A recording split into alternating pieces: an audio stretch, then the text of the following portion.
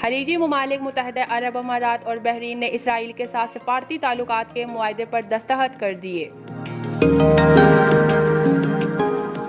सफारती ताल्लुकात के मुआहदे की तकरीब अमरीकी सदारती महल व्हाइट हाउस में हुई, जिसमें सदर डोनाल्ड ट्रंप, इसराइली वजीर आज़म बिनयामिन नेतन्याहू, इमाराती वजीर हारजा अब्दुल्ला बिन जायद अल नहयान और बहरीनी वजीर हारजा खालिद बिन अहमद अल खलीफा शरीक थे।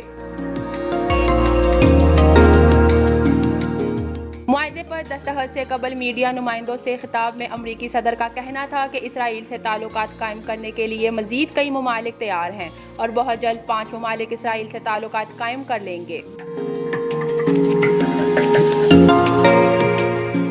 उन्होंने कहा कि मशरिकी वस्ता के ममालिक तनाज़ात की सूरत हाल से तंग आ चुके हैं, जबकि इस मुआहदे के बाद इमाराती और बहरीनी शहरी मस्जिद अक्सा में इबादत के लिए जा सकेंगे।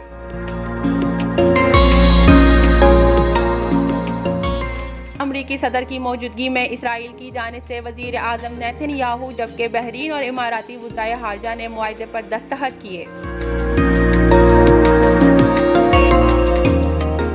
अमरीकी सदर डोनाल्ड ट्रंप ने भी मुआहदे पर बतौर गवाह दस्तखत किए।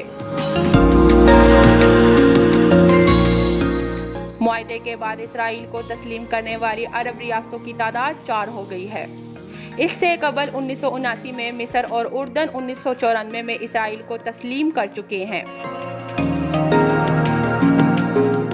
ख्याल रहे कि मुत्तहिदा अरब अमारात ने 13 अगस्त और बहरीन ने 11 सितंबर को इसराइल से अमन मुआहदे का ऐलान किया था।